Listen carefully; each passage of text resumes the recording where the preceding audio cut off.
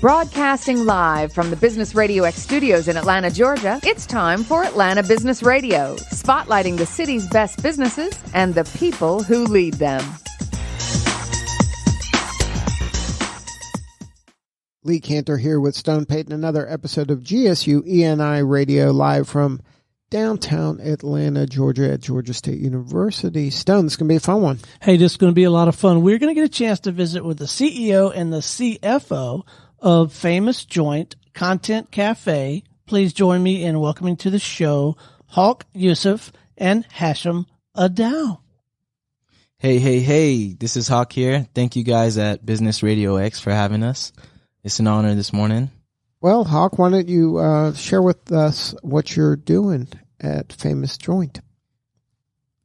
I'd love to. What we're doing, Hashim and I, we're opening a healthy and affordable internationally inspired cafe where we choose the most famous foods from different countries worldwide, and we just highlight them.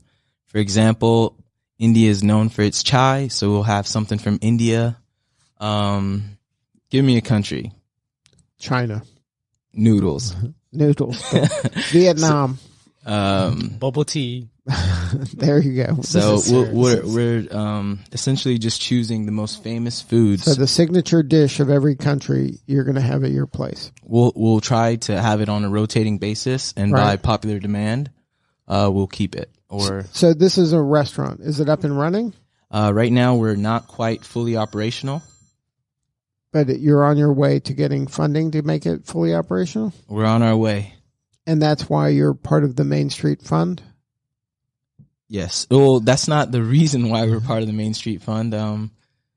But how'd you get into that, the Main Street Entrepreneurs Seed Fund? Well, one of my close mentors and being part of the organization launched GSU, and George Greenwich, he encouraged me to apply. Mm-hmm. But it was to build this restaurant. Absolutely. And then, so you had this idea for a restaurant, and either of you in the restaurant business before? You have any family members in the restaurant business? You eat at restaurants? Yes. Well, I can say that we eat at restaurants for sure. So how did it come about? I mean, having an idea for a restaurant and then running a restaurant, opening a restaurant is two different things. Well, my mother had a restaurant before, so.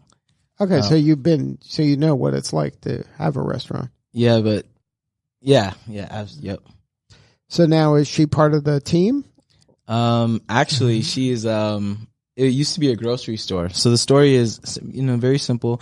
It used to be a grocery store, and it was her grocery store. But in the back room of it, there was a small room, and in that room is where I discovered that.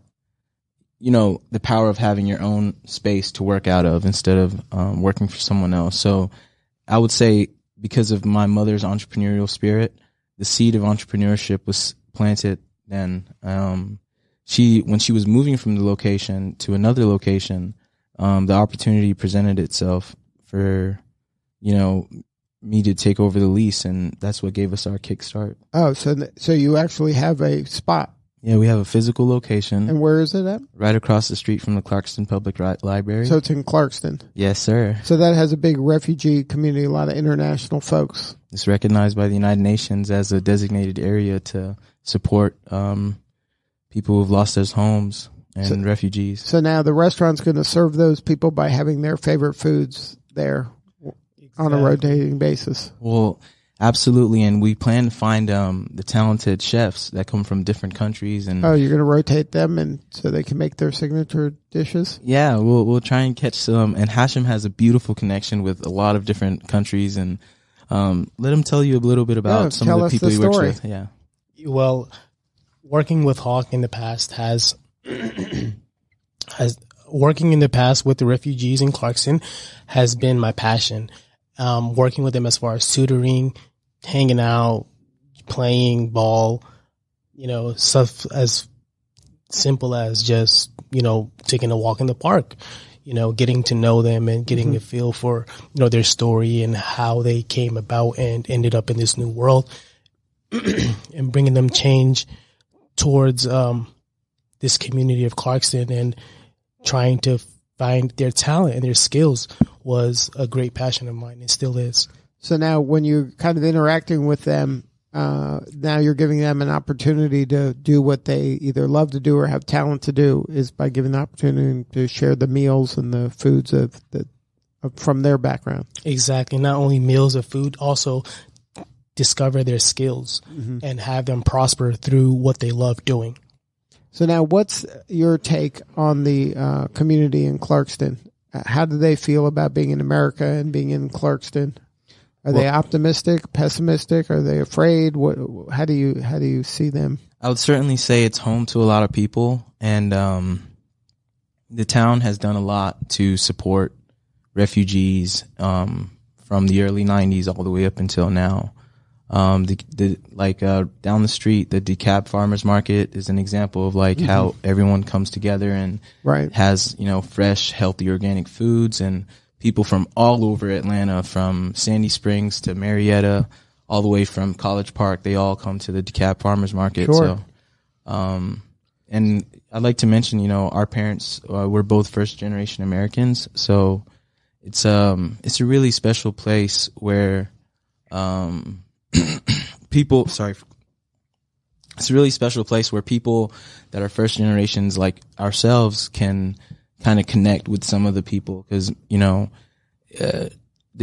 what happens is a silo effect where the people from one community stick with their people. So you'll see the people from the Burmese community sticking with exclusively that type, the Congolese community, the Syrian community. So if we figured if we can bring signature dishes, food is something that it unites people, and it's literally breaking bread. So if we bring them in an environment where they can have some of their famous foods and even recruit some of their parents and family members, it becomes a place where they all can congregate and get to know each other. Absolutely. And one of our core values is documentation.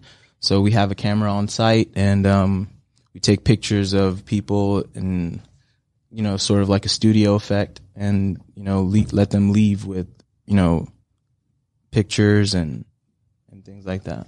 So now, when you had this idea initially, how did you kind of take it from just this concept into, okay, now I'm taking steps, this is becoming real now? Yes. So we started off back in 2015, 2016, 2017, so using the back room of the grocery store. Right. And so was it just you two at first? Like you both had the idea of, hey, I wish there was something like this that existed. Like how did it come from just you guys thinking about it to it actually now somebody's making a meal? Yeah. So that is a very, very interesting question. It all started off back in 2016 where we were helping people, helping nonprofit organizations, having them record their messages. We had one nonprofit organization that we recorded for that broadcasted on 5 different radio channels. And with those 5 radio channels, they were in different languages. And so we really were passionate about doing community events, helping nonprofit organizations, and, just having a helping hand out there for the people that are in the community of Clarkston that really need the help. So doing so, we decided to add in the food factor, which was now everybody can eat, and we can also still go do the other part, which was record and broadcast people's messages and giving them the medium of understanding using audio or visual, because you will see some beautiful people in Clarkston, beautiful talents, unrecognized trades. Right. So this is giving them a platform for them to tell their story and to show their talents in addition to breaking bread. Exactly. Using food and content.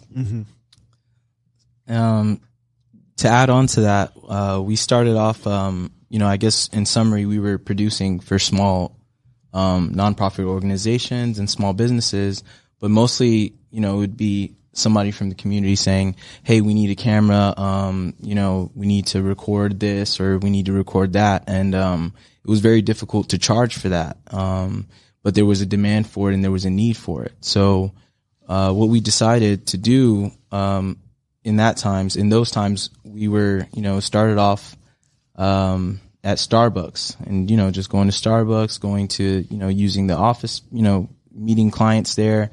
And then after that, we graduated into getting an office by, getting small businesses, making, WordPress websites and doing things like that, just supporting small businesses with tech. And then from there, it became like what we're going to eat or, how can we, every day we're eating. So now we needed to, kind of put everything together. So I guess in a way that it's a co-working space. I don't want to just all the way go into the restaurant, direction. Mm-hmm. I kind of want it to be a place where people can come and, kind of materialize their projects and things like that. So when we mention talent and undiscovered, there's people who, are very skilled in agriculture, very skilled in things that they used to do back home, but they don't have the credentials here because it's from a war-torn country. So sometimes you'll have doctors that, are full doctors, have been practicing medicine for 20 years, but because their country is war-torn, they don't have the credentials. So,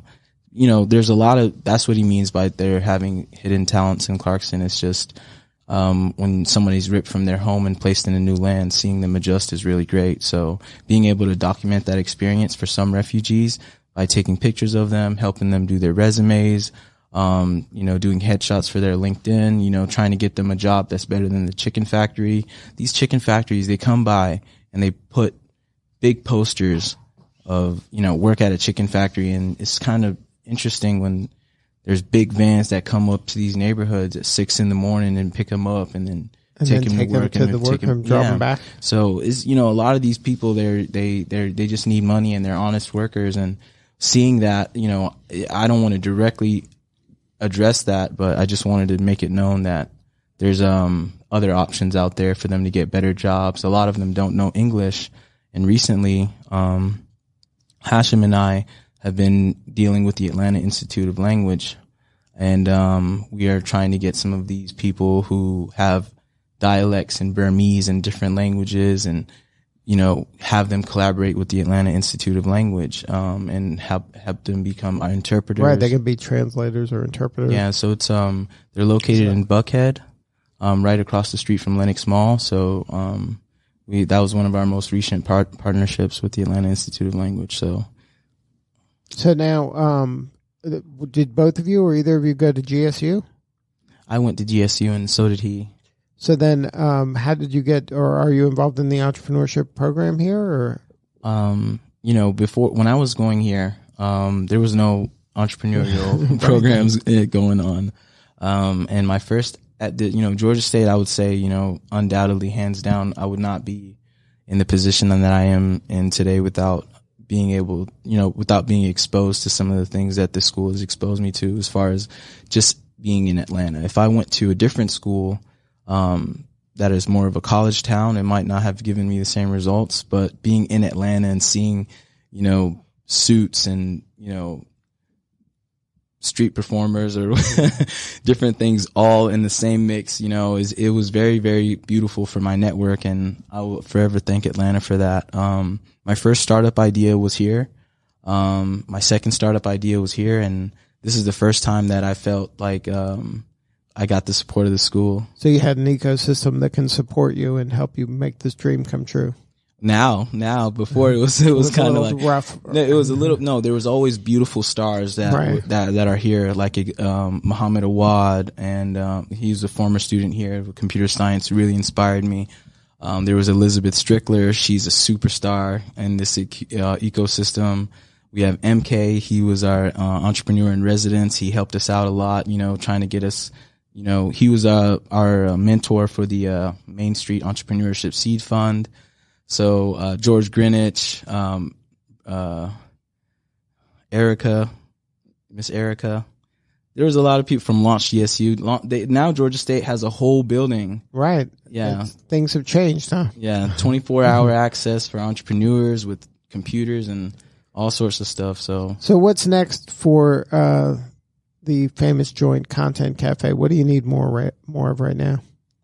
Right now we need more of we just need be patient. That's what we need. But, being an entrepreneur, it's always like you want things done fast. Like you don't have, right? It's hard to be patient because you want the result and you want to serve the people and help all these folks. And you can't do it unless you're up and running, right? Absolutely. But, in addition to that, I've realized, sometimes being an entrepreneur, you have to take your time and you have to grow it, because I've seen other people that just try to rush into business and they don't exactly, have their everything, of why they're doing it down pat. And on our Instagram page, if you visit A Famous Joint on our Instagram page, you'll be able to see our very story from the beginning, like from cracking the tiles, painting the walls. Like this place, we've been building it from our hands with no experience, like doing any sort of construction, but painting, things like that. Right. But we've built this place up, and seeing it grow, it's sort of like a baby. Like God made babies take 9 months to come out of the stomach. Exactly. I don't know why people rush anything. God can make a tree grow in an instant, but it takes time. Everything takes time. So it was very special to see this process. And I'm really more in love with the journey than the end result at this moment. Because when the end result happens, it'll be on to the next one. It'll be on to the next project. Another journey. So now you've gone through this seed fund. You got some money from them, right? We haven't received any money yet. Oh, not yet. No, but we're not. You're being bashing. patient. Yeah, we're being patient. And there were some things, being an entrepreneur is hard, and sometimes we didn't have enough money to pay the annual registration for our business.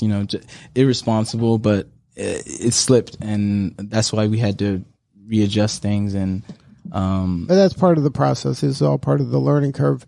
But do you have in your head some date you're shooting for as the launch of the restaurant or the space? I would say we were gonna definitely launch in the first quarter of 2020. Okay, so you're moving towards that goal.